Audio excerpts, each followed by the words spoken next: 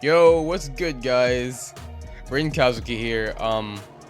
I'm here to tell you guys I'm sorry that I haven't been streaming so much. I have been doing other stuff, and okay, I'm gonna be honest, I was procrastinating. I did not want to edit all this because it's a huge pain, but I'm gonna start trying to do that. Lots of things has happened since I stopped posting on here. Got a new Discord, so that's cool. Go and follow that, would you? And I hope you guys enjoy the video. Ren out.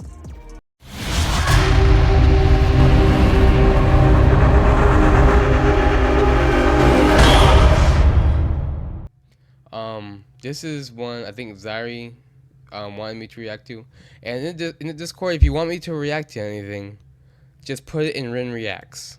It's a new thing I put in there. So anything you want me to react to, put it in there, and I'll put it in one of my streams.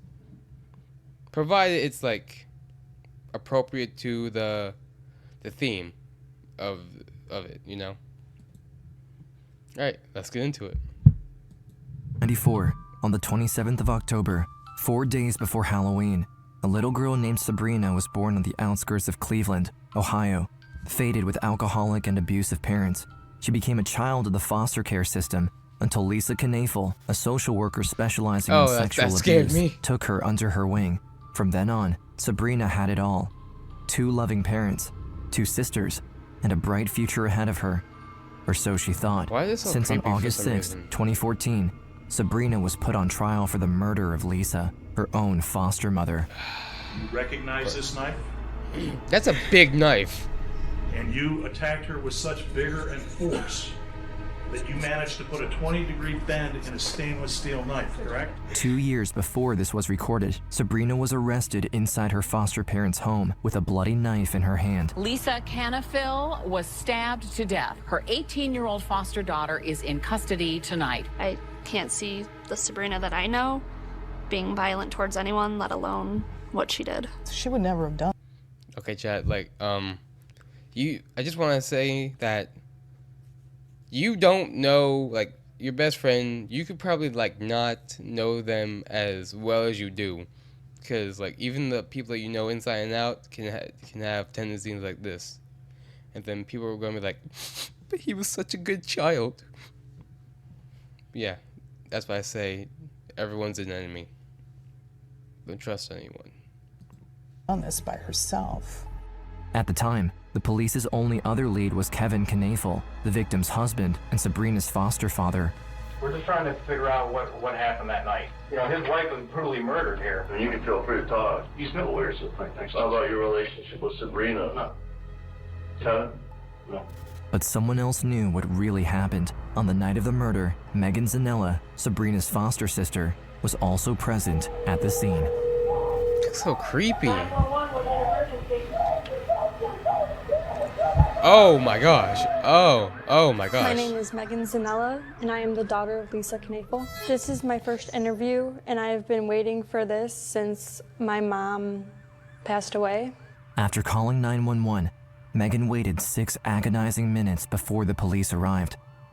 She tried to fight off Sabrina, but at only 13, she was easily overwhelmed. I wish I could be. She heard the sirens wailing in the distance. I rush outside to meet them, and they point a gun at me because they thought I was Sabrina. She's waving her hands. You need to hurry, hurry, hurry. Worst case scenario was going through my head. What am I going to see? How bad is this going to be? After clearing, we're just reacting to true crime. We're just reacting to Rumine. up the confusion, the officers entered the residence. They called out to Sabrina and Lisa, but were met with only eerie silence. Eventually, after entering the first room past the stairs, the officers came face to face with Sabrina, covered in blood, knife in hand. It was a very tense couple seconds. I could see blood on the blade. I can see blood on her. Immediately, we started screaming to drop the knife. Sabrina looked straight at the officer for a couple of seconds, as if she was in a trance, before throwing away the knife and putting her hands up. While his partner cuffed her, Randy Mullinex approached Lisa's bed. I could barely even see. It looked like she literally showered in blood. I knew there was nothing I can do. After his partner dragged What? Sabrina What's up? outside, the officer began clearing the room when he suddenly heard something unusual. I could hear a child crying from my left. We opened up the door to clear the closet, and that's when I found a very, very small child screaming. This was Haley Knaefel, Megan's little sister, who This is crawled into crazy. the closet in fear once the attack. So this really isn't this isn't the craziest one I've seen. On Monday, I watched something that was a lot crazier than this. This is nothing compared to that. Attack began. Later, at the station, Sabrina tried to act as if she didn't remember anything, but couldn't hold it in when the detectives brought on Haley and Megan. You're telling me Haley and Megan saw me or her mother? Correct. Unless you had a knife and you stabbed Lisa. I don't believe this. Before we continue the story, we want to thank Aura for sponsoring this video. No. If you've ever looked for your name online, you might have stumbled upon your phone number, address. Protecting your online presence is more crucial than ever. Recently, Ticketmaster was hacked. The data stolen card data. Great way to combat this risk. Aura provides comprehensive AI algorithms. It takes care of. You can browse the unique password if you are concerned security to change Aura.com. Megan's Finally. mother, Lisa Knaefel, first met Sabrina through her job as a social worker. During their conversation, Lisa felt a deep sense of empathy for the teenager. At 16 years old, Sabrina never had a stable home or foster parents and longed for some sense of normalcy. Believing she and her husband Kevin could provide Sabrina with the support she needed, Lisa made a major decision. This wasn't her first time taking in a foster kid, so I do remember when we actually went to go pick up Sabrina. She was really nice, and I thought she could be a big sister figure for me. She worked a lot in counseling, how to cope and how to manage with everything she was going through. She was going to class, getting good grades. I think Sabrina really was thriving in their home. For over a year, Sabrina mingled well with the Knaefels, especially with her sisters, Megan and Haley. Yeah. Even with Kevin, Megan's stepfather and Lisa's husband. But eventually, Kevin began spending more and more time alone with Sabrina, Wait, neglecting why? the rest of his family. Lisa tried to address this through text messages, but Kevin dismissed her concerns, insisting she was overreacting.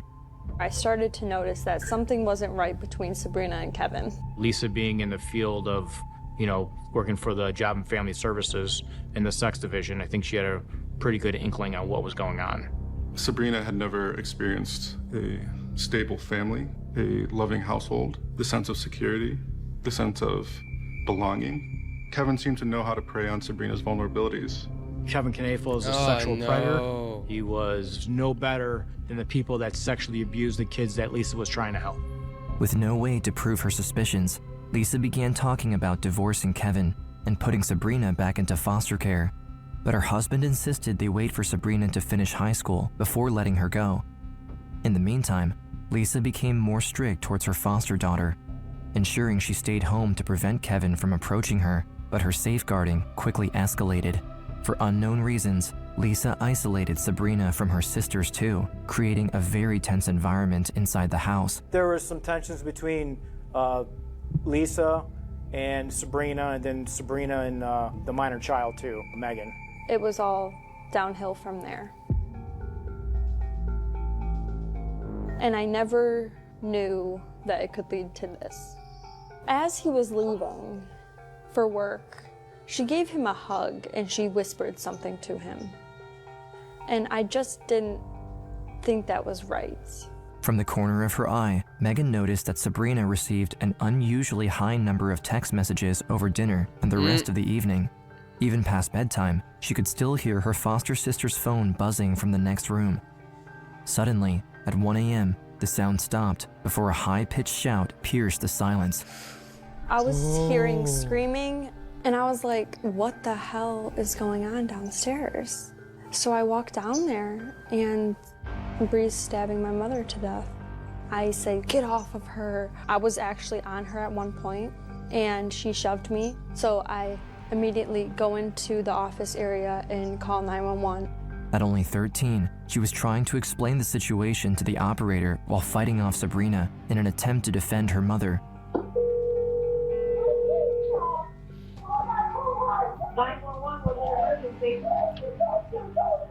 That is me watching this video. Yeah, sure. What's going on? Who had the knife? Okay, does she still have it? You okay? What happened?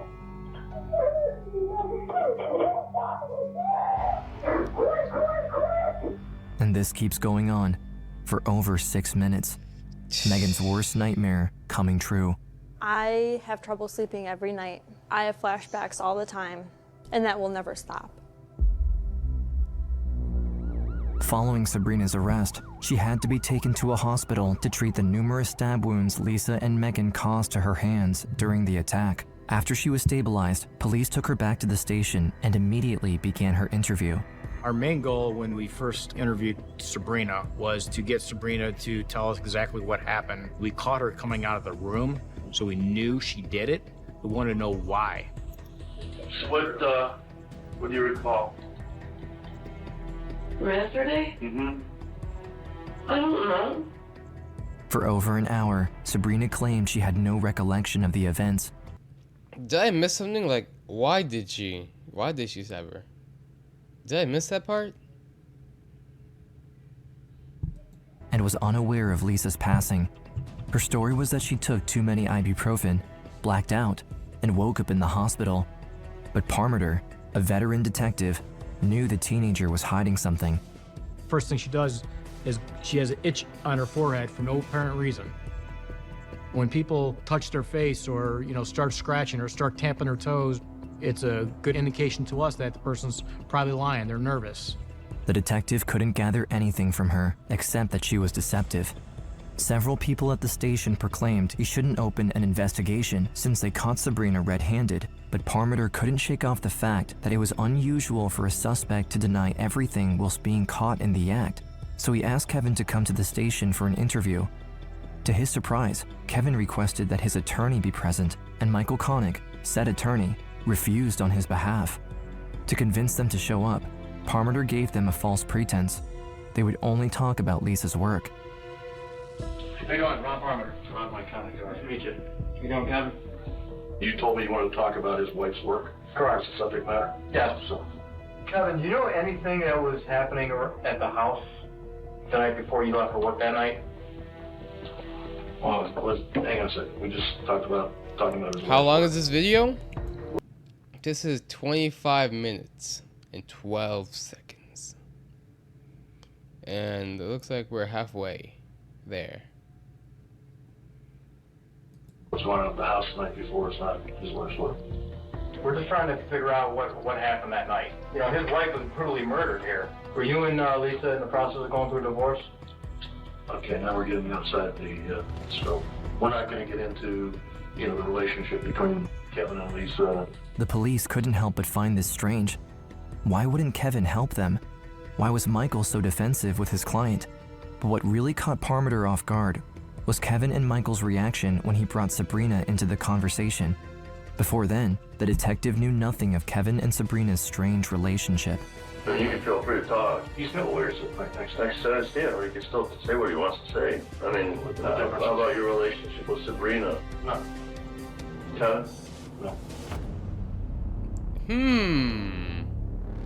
In the aftermath, Kevin kept looking over Megan for a few days before her own father could move her out of the house. During that short period of time, the 13-year-old witnessed many things that forced her to reconsider her stepfather's involvement in the events of November 16th.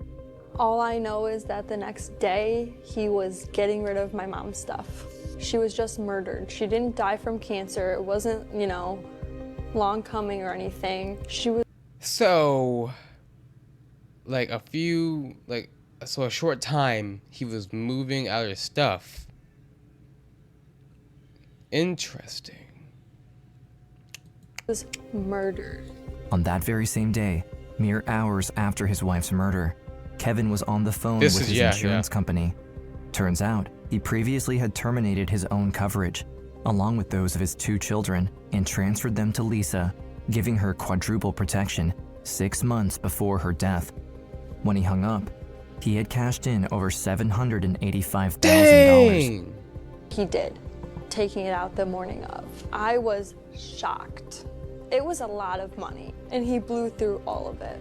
He was buying cars, he was buying a camper, he was remodeling his house, all with Lisa's insurance money. During the rest of the week, Kevin tried to visit Sabrina in jail every single day, but was denied each time. Megan couldn't help but wonder why Kevin would do such a thing, but his strange behavior had only just begun. The next day, he brought an axe into her mother's bedroom. The bed my mom was stabbed to death on, he was chopping it up, like cutting it up. I thought that was very odd. That is lots. Even after Megan reunited with her biological father, her suspicions kept rising. Every time she saw Kevin, she noticed something strange about his behavior. At her mother's funeral, he asked the attendees to pray for Sabrina, the person allegedly responsible for the murder of whom they came to mourn. By merely glancing at her stepfather on that day, Megan knew she was onto something. I was looking over at Kevin. He had no emotion. It's like my mom was never there. Your wife was murdered, and you haven't even cried once? True. He hasn't even cried. Yo, did he put her up to this? Is he the real villain here? Is he the real bad guy? When was this made? 3 months ago. This was made 3 months ago. Dang, this is recent. This is crazy. That's weird and sketchy. And that's when I knew he did this.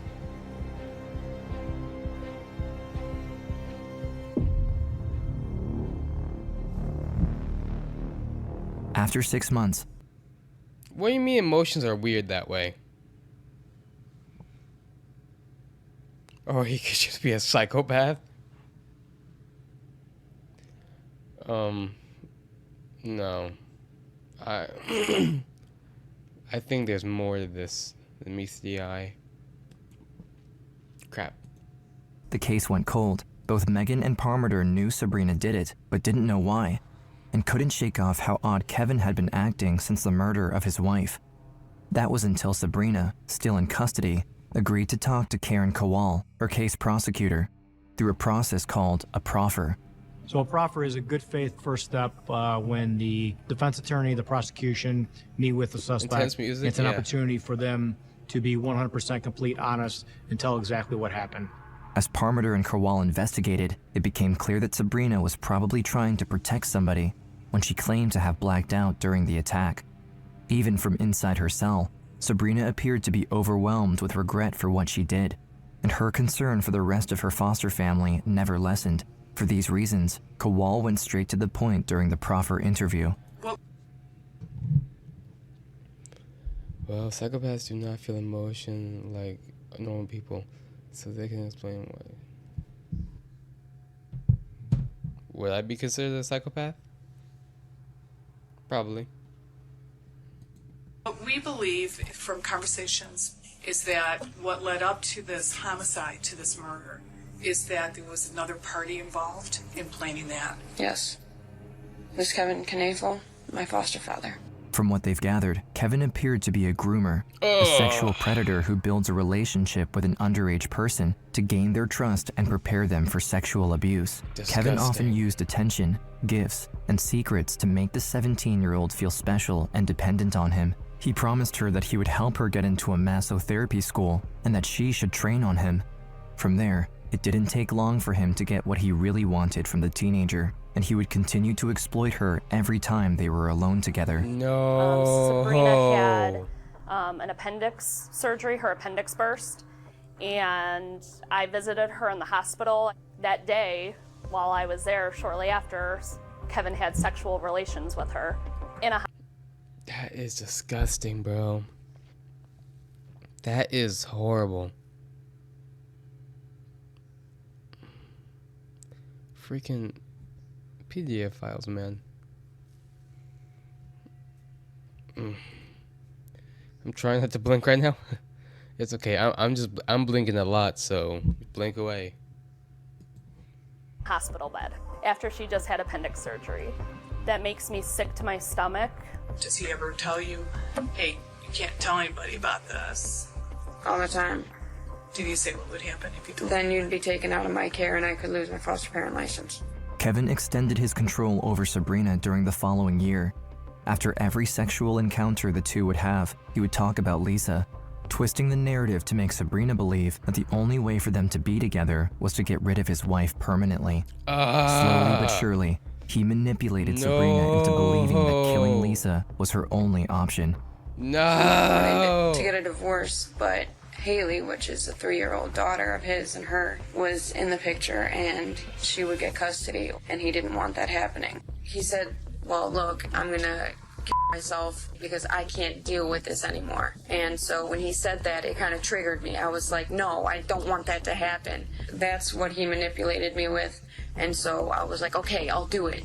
Why doesn't he kill her?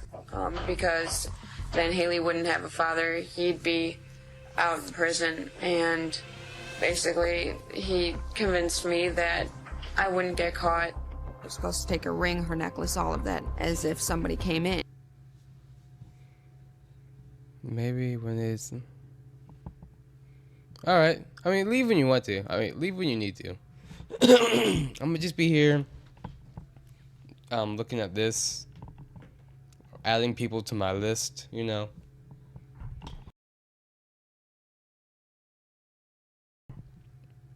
But this man's disgusting.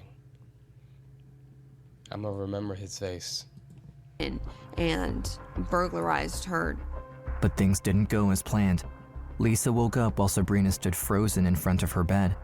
Realizing she'd reached a point of no return, the teenager attacked her foster mother and fell into a blind rage when Lisa and Megan tried to fight back. Why did you stop?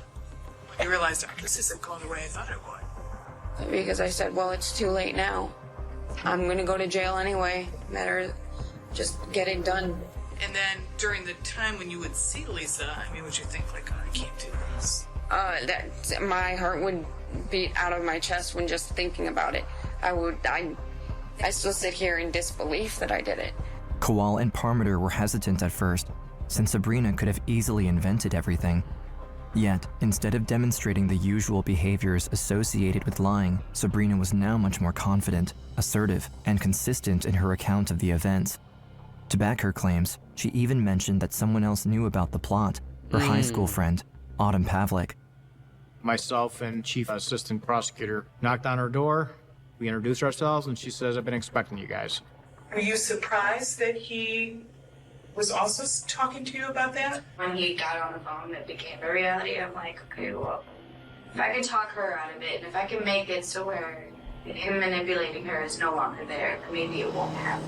Since Kevin had already talked to Autumn about his plan, the police thought he might do so again if she confronted him, so they wired up the 17-year-old and sent her to meet Kevin.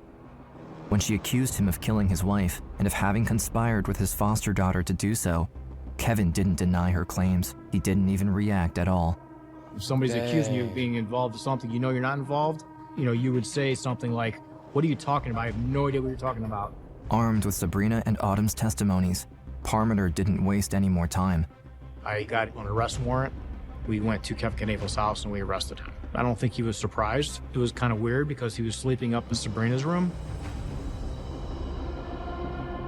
After his arrest, the police finally had Kevin to themselves, but it wouldn't last long. We have a lot of facts as to your involvement in this case. We would like to know your side of the story and us and what happened. What was the relationship now with Sabrina and Lisa and you? It got to the point to where Lisa got really frustrated and I dealt with Sabrina. Elaborate more on how your relationship with Sabrina developed. If we're getting into all this stuff, aren't I supposed to have my lawyer? You know we have the evidence. I have an 11-count indictment here. Lake County grand jury indicted the man for plotting to kill Lisa with help from his foster child. But that's not all. He's also accused of sexual battery for having a relationship with that child.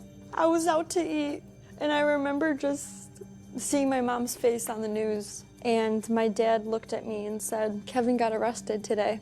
And I was like, really? And I had no emotion. I had no emotion because I didn't know what to say. At the trial, 12 witnesses took the stand, from Sabrina's teachers and social workers to family and friends of the Knaefel. Each of them corroborated that he acted suspiciously after the murder, and many either knew or witnessed him acting suggestively with Sabrina. Even Kevin's best friend, David Strunk, testified against him. In a report he filled in the weeks after the murder, he explained that Kevin insisted on showing him some of Sabrina's suggestive modeling pictures and that he kept talking about visiting her in jail, just like Megan noticed. He told me that he just wanted to let her know that he was still there for her. This was the person that had just killed his wife, and I was shocked that he would want to have any sort of contact with her. After 9 hours of consideration, the jury came back with a verdict. Guilty of sexual battery is charged in the indictment. Guilty of conspiracy to commit aggravated murder. Guilty of complicity in aggravated murder is charged in the indictment. In an interview with Karen Kowal, the case prosecutor, journalist Josh Mankiewicz remarked that even though they had won their case, a judgment like this bore little satisfaction. This is really just betrayal on top of betrayal on top of betrayal, isn't it? I mean, you got Kevin betraying Lisa, Sabrina betraying Lisa. Then you have Kevin betraying Sabrina, and ultimately Sabrina betraying Kevin. Yeah, it's a perfect circle. But the journalist is forgetting someone in this allegory, because no one has been betrayed more than Megan. Forced not only to witness the attack, Megan tried to save her mom to no avail, and now she has to carry that trauma with her for the rest of her life. If I had to pick one emotion, I would say angry. I'm very angry. To take away someone who was helping a lot of people in their life and doing what they could for their family is awful. I believe that I should do time because I know they deserve justice, and the only justice they can get is me behind bars. Sabrina pled guilty to all charges, and, like Kevin, I would have said something about her, but no, I'm too enthralled in this right now, bro.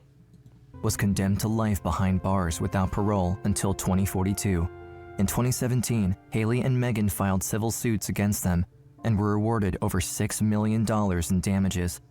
From her jail cell at Dayton Correctional, Sabrina was interviewed twice since her incarceration, once by Dateline in 2015 and again by HLN in 2020. In both cases, she pleaded for forgiveness from her former foster sisters. I realize that there's more than one victim in this story. If I had a chance, I would tell them that I was selfish and that I'm sorry and that I never meant to hurt them. And I know, how can I say that when I killed their mother? I was in a place that I wasn't thinking about anybody but myself, and that was wrong, and it doesn't make it right.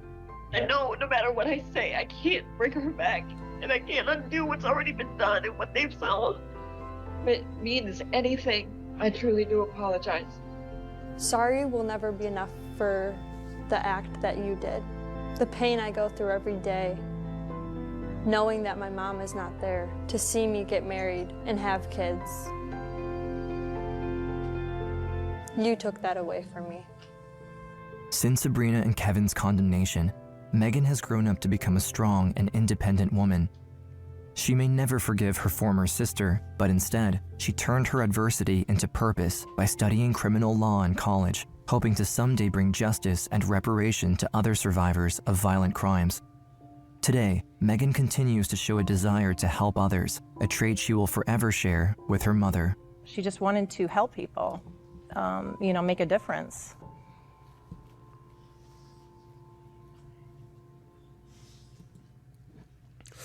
Well, that was something. That was 13-year-old discovers her sister's disturbing secret. Case of Lisa. I still can't say that last name. What'd you guys think about it? I think that was crazy, bro. Like, I don't even know who should go on the list now. I mean, the dad for sure, but like, should the daughter go on the list? Should the daughter go on the list? I mean, she probably should, right? Yeah, I'm gonna have to put her on the list.